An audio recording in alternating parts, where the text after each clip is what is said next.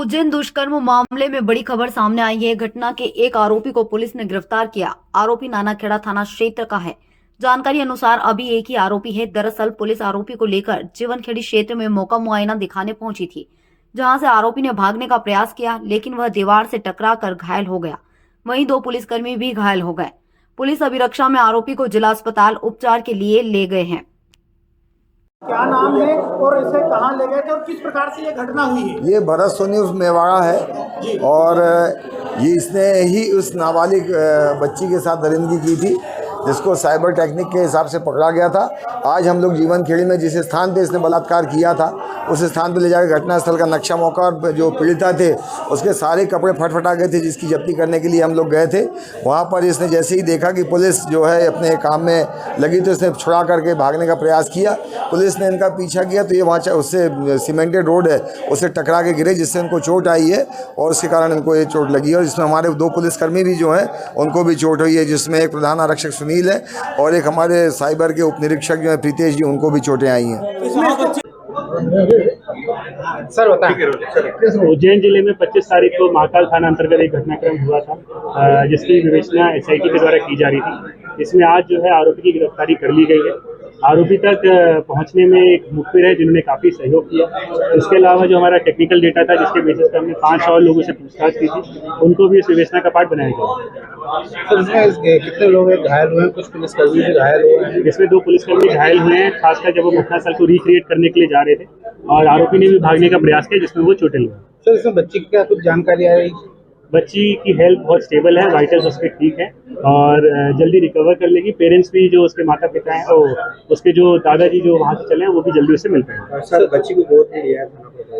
यही महाकाल अजय वर्मा जी का ये मानना था कि अगर इस घटना को वो जल्दी से खुलासा करेंगे और पिता यदि उनके चाहेंगे और आर्थिक स्थिति यदि वो उनको अगर अलाउ करते हैं, तो कहीं ना कहीं जो शिक्षा का वह है वो अजय वर्मा जी उठाएंगे।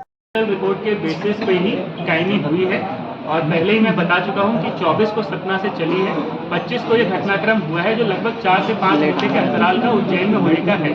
तो बंधक वो ऐसा नहीं कि काफ़ी दिनों से थी, ये कहना गलत होता है। तो अभी चले हैं, पर कहीं ना कहीं हमारा भी प्रयास है कि परिवार और बच्चे जल्दी से जल्दी आप एक दूसरे से मिल जाए। कैमरे में मदद वाला अगर किसी के पास कोई रहेगा, कोई शिकायत आएगी तो उसमें अग्रिम कार्रवाई करेंगे। सर फिलहाल पीड़िता का जो मेडिकल बुलेटिन है लगातार एक तौर से जारी हो रहा है। ये सभी को विदित है कि कल पैनल ऑफ डॉक्टर्स के द्वारा की गई थी। इसमें जब ब्लड की रिक्वायरमेंट थी तो वहीं पे जो ड्यूटीरत पुलिस कर्मचारी थे उनके द्वारा ब्लड डोनेट किया गया था।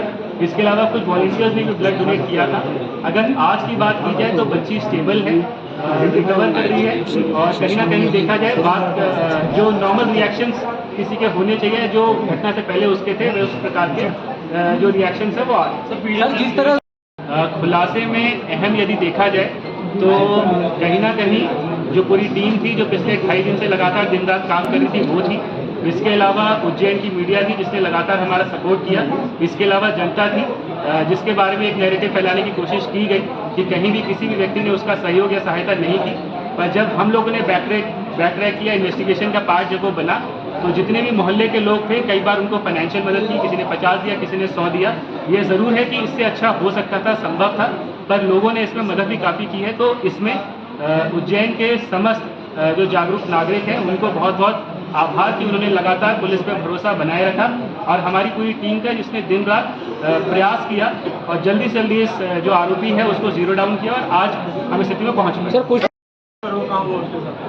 जी लड़की के साथ ऑटो रिक्शा में हुआ कि सुनी जगह पे हुआ, कहाँ ले? ये अभी भी इन्वेस्टिगेशन है। घटनास्थल क्योंकि हम वापस से जब रिक्रिएट कर रहे थे तो चोट वगैरह लगी है, वापस कोर्ट परमिशन लेके हम लोग इसमें आगे ही कार्रवाई करेंगे। सर खुलासे में खून के धब्बे मिले वो है या जिसके ऑटो में खून के धब्बे मिले थे उसके ऊपर नॉन रिपोर्टिंग के लिए FIR दर्ज की गई है।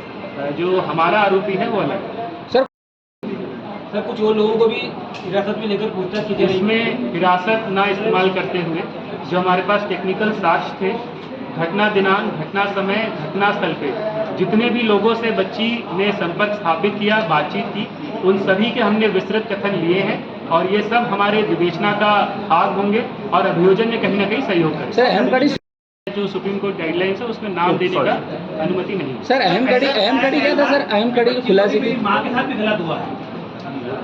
मुझे लगता है कि अगर किसी को बताया है किसी ने तो वो सामने आ सकता है।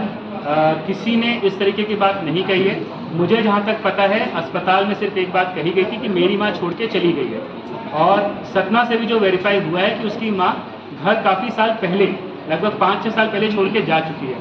तो मेरी माँ के साथ जो गलत हुआ है, हो सकता है अस्पताल के अंदर कोई चर्चा हुई हो जहाँ पे उसने ऐसा बोला, उसको मिस इंटरप्रेट करके कुछ लोगों ने मिस रिपोर्ट या अंडर रिपोर्ट किया। सर अहम कड़ी ये सब इन्वेस्टिगेशन का पार्ट है, इसका इस तरीके से खुलासा नहीं किया। सर कैसे आई सपना से यहाँ पर, कैसे वो ट्रेवलिंग क्या रही, बस से गई? जैसा मैंने शुरुआत में ही आपको बताया कि अभी तक का जितना भी हमारा फोकस था वो 4 घंटे या 5 घंटे जो थे जिसमें बच्ची उज्जैन शहर में घूम रही थी, अपराध की यहीं पे तारीख हुआ था, तो हमारा यहाँ पे था।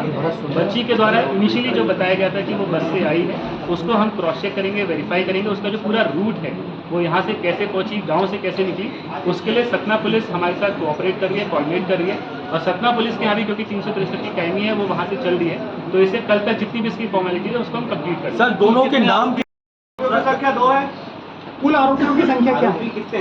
आरोपी की जो FIR कायम है वो 376 की जो है उसमें एक आरोपी है। इसके अलावा जिस व्यक्ति ने चिकित्सक सलाह और जो विधिक सहायता और जो पुलिस को बताया जाना था वो नहीं बताया, उसके लिए IPC में जो प्रोविजन है, खासकर जो अमेंडमेंट्स हुए हैं उसके तहत एक अलग से प्रकरण दर्ज किया जाएगा। सर मेरा वो निर्भया कांड वाला सर मेरा निर्भया कांड जैसा है ये कांड। निर्भया कांड से पैरेलल ड्रॉ कर पाना इस प्रकरण के मेरे लिए मुश्किल है। इसमें जो तथ्य मेरे सामने थे वो मैं बता चुका हूँ। निर्भया कांड से स्पेसिफिक अगर आप कुछ पूछना चाहते हैं ऐसा है ऐसा नहीं, उस पर मैं कमेंट कर सकता हूँ। चिकित्सक सहायता होती है, इसके अलावा जो पुलिस की सहायता होती है वो लीगली या विधि द्वारा बाध्य है कि वो इस काम को करे। तो इसमें भी जो लास्ट हमारा जो व्यक्ति था जिसको हमने किया था, इसमें नॉन रिपोर्टिंग के लिए एक व्यक्ति को बुक किया गया और एक जिसने इस घटना को कारित किया है उस पर 376 और पॉस्को एक्ट के तहत इसमें कार्रवाई की जाएगी। लगता है उज्जैन के सभी प्रबुद्ध नागरिकगण यहाँ पे मौजूद हैं। हम लोग इसको रेगुलराइज करेंगे। जो इतना भारी मात्रा में ऑटोज और रिक्शा चलाने वाले लोग हैं और कहीं ना कहीं इनका जो कैरेक्टर वेरिफिकेशन अगर कहीं मिस हुआ होगा तो इसको कंपलसरीली कराएंगे और एक डेटाबेस तैयार करने की कोशिश करेंगे। जितने भी उज्जैन में अभी करंटली जो rickshaw, auto rickshaw, e rickshaw चल रहे